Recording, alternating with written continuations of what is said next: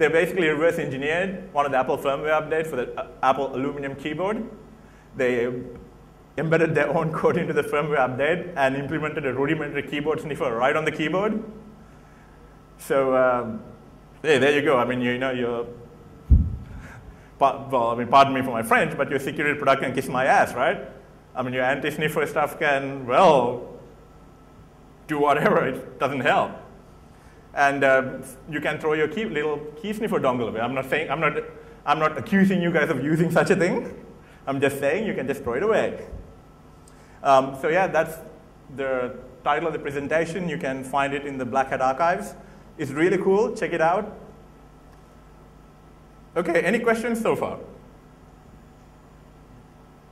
Yes? No? Maybe? No? Okay, this time I'm going to take the silence as a no. Okay, runtime code injection examples. Let's take the poster boy of our smartphone generation, the iPhone. Okay, how many people have iPhones here? Okay, how many people have unlocked iPhones here?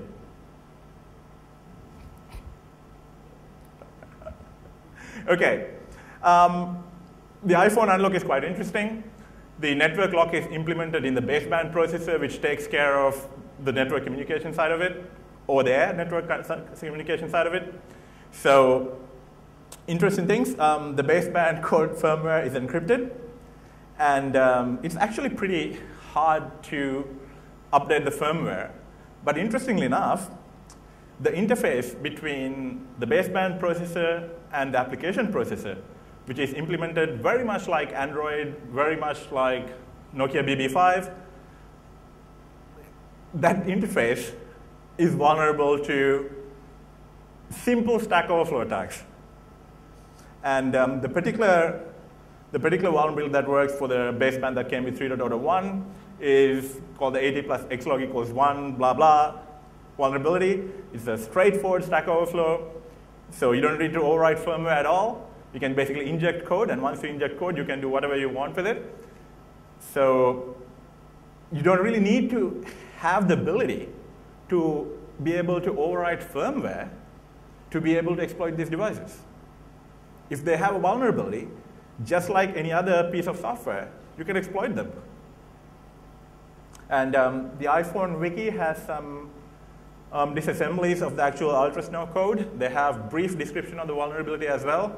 And obviously, you can download it from CDR and you can have a look at the code yourself.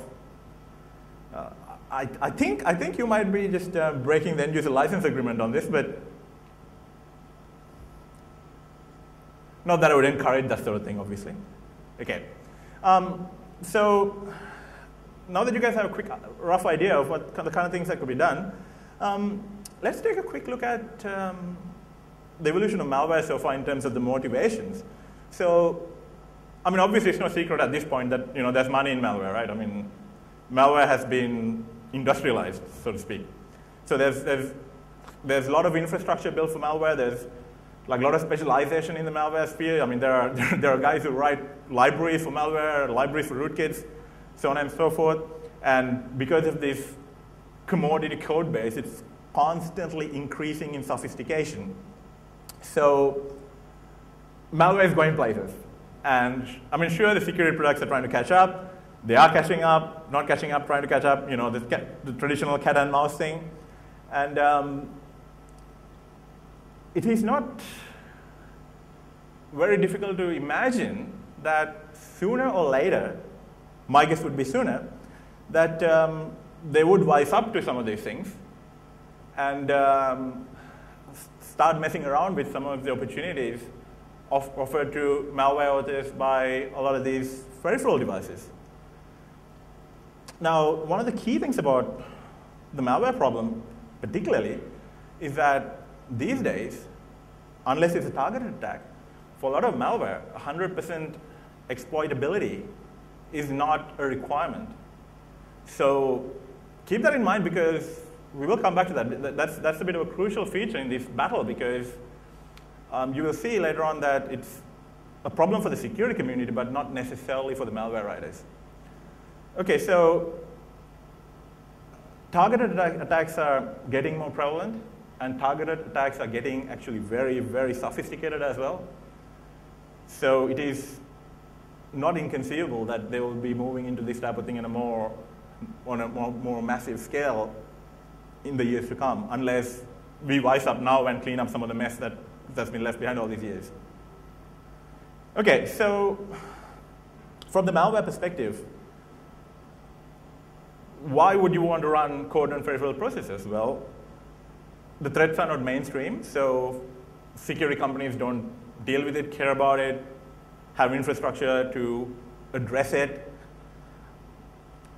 It's a massively diverse device space out there. Everyone does their things their own way. There's no standardization whatsoever. So it's a problem for security vendors because they have to go out and research, maintain the skill base, build technology to deal with, and support a massive number of devices that are out there. And at the same time, there is no OS infrastructure to do that either. Like there is no standard OS model to do integrity and security verification of devices. There's not even a standard OS model to maintain some of the firmware updates for these devices. I mean, it's just as bad as the software security update situation. Everyone does their own thing, but it's a little worse because if you have a piece of software that is not privileged, you can update to do whatever you want to, but you're kind of stuck within that privilege boundary, within that security domain. But when it comes to hardware that has so much access, specifically some type of hardware, like you're asking for trouble, right? So, like for example, if you were to look at, like when I was talking about this to someone else before, they mentioned that when we move to virtualization, when a lot of things move to virtualization, this is not going to be a problem. Well, yes, if you're dealing with virtual devices, this is not going to be a problem, right? But obviously, then we are going to face with the problem of the virtual device implementations. But I mean, that's a different ballgame.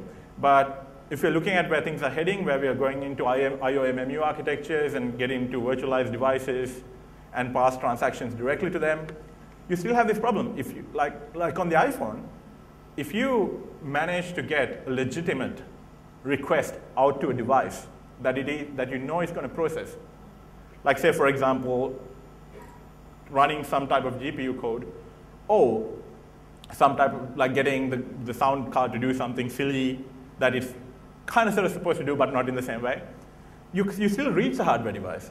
I mean, it goes through multiple layers, but you ultimately have to hit the hardware device. So there's still opportunity to own this hardware, just like with the iPhone baseband. You can potentially still do direct runtime code injection. So you might say that only the hypervisor or high security domains will be able to update the firmware on it, which is fine, but you still have runtime code injection problems. So virtualization doesn't actually solve the problem. It kind of mitigates it a little bit, but not really. So look at malware analysts. I mean, malware analysts are largely dealing with x86 code. They have all the infrastructure. They have the knowledge base that was built up for 20 odd years. They have all the software.